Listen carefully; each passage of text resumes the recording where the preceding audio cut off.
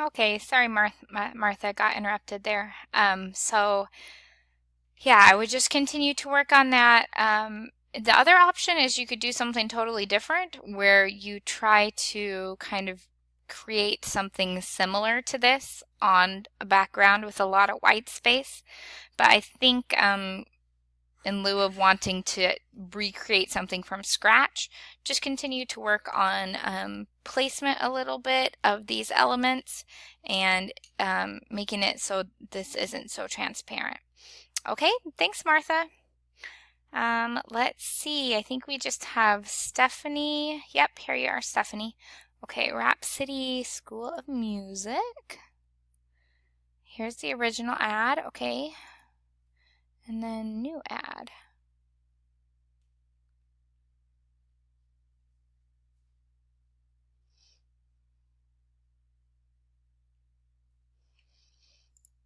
Okay, let's see.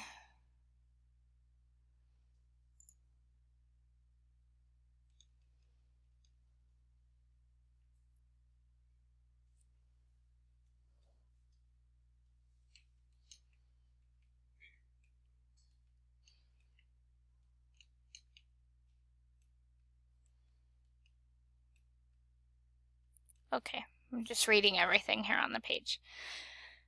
Okay, you'll most likely cut it down to one image from the actual band. Okay, yeah, I think that's a good idea. It's cool to have all the different images, but I think it definitely follows the kind of preset ad and matches the campaign. This one especially, I mean, you could select around this girl and her friend in the background there and have them be kind of large. And then you have your call to action, which is really nice. I might pull in this drop shadow a little bit more. Rule of drop shadows is keep it light and keep it tight. So you could keep it a little bit tighter to the actual edge of the letter, which might be nice. Also, take off this black stroke and see if you like it a little bit better.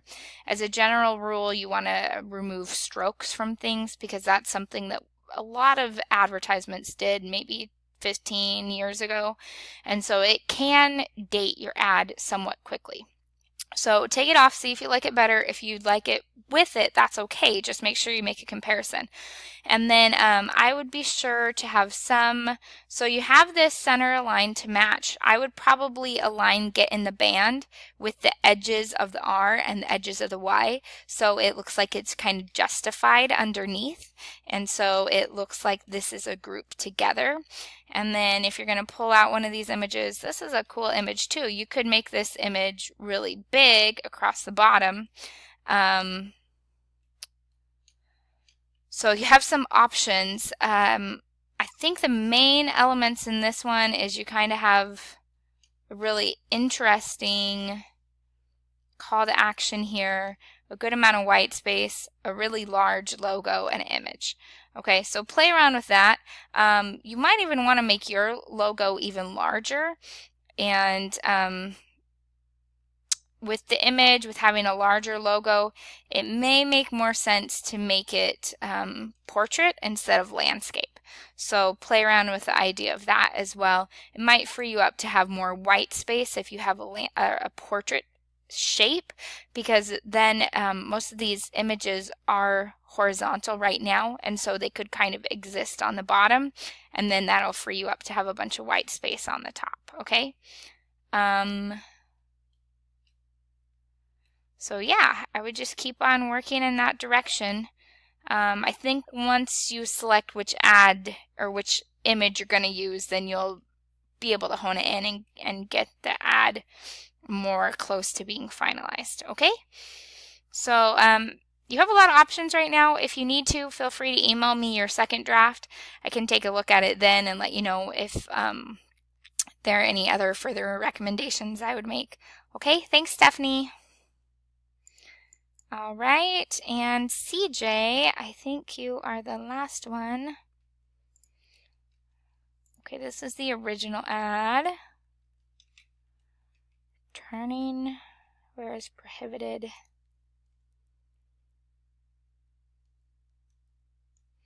Okay. And then your ad. Different traffic law.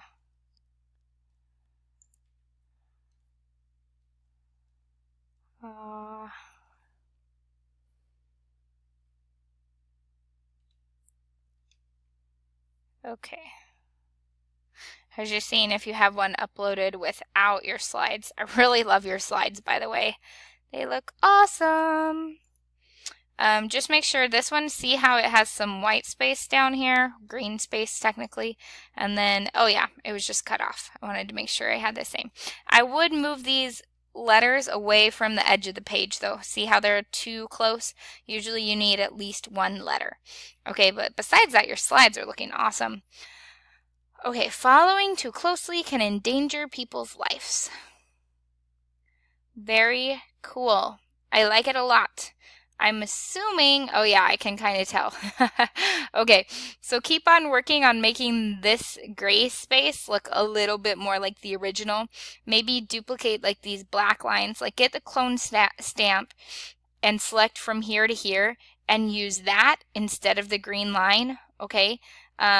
And then continue these lines. See how you have a good starter with the gray, but continue these lines so it matches this background a little bit better, okay?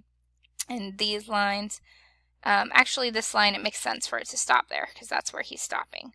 But it needs to look, the road needs to look a little bit more gritty instead of just all gray.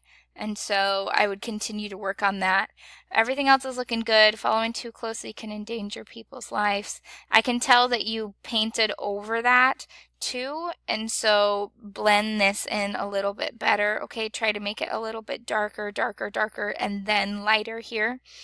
And then you have a widow on lives. So maybe, let's see, following too closely. It's going to be a little bit hard with this few letters. Following too closely can endanger. Yeah, you don't have a better option.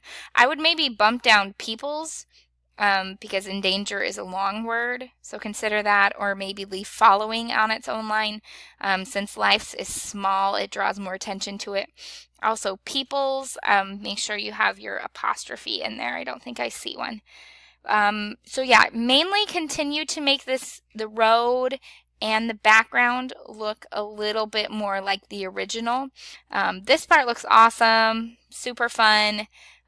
You've done a really kind of creative, fun thing here. So just continue to refine where you had to fill in with the brush because it's a little bit too obvious right now.